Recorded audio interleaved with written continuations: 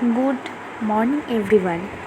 Today we are talking about everyday, very simple English speaking. These are yesterday, today, and tomorrow. শুভ সকাল সবাইকে। আজকে আমরা আমাদের প্রত্যেক দিনের কথা বলার জন্য কিছু সহজ ইংলিশ স্পিকিং শিখে নেব।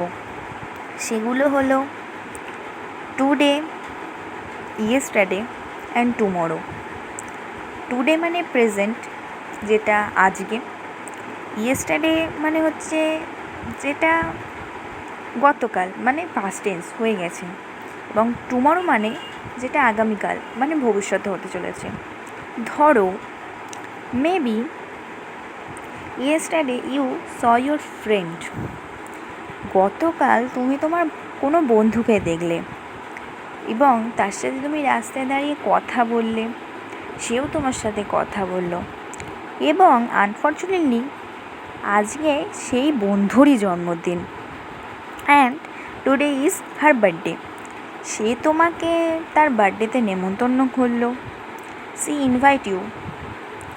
তুমি তার বার্থডেতে গেলে, তার সাথে কথা বললে, তারকে গিফট দিলে, এবং কালকে তোমাদের স্কুল আছে, সেই বিষয়ে তুমি তোমার বন্ধুকে জিজ্ঞেস করলে, do you will go school tomorrow? তুমি কি কালকে স্কুল যাবে?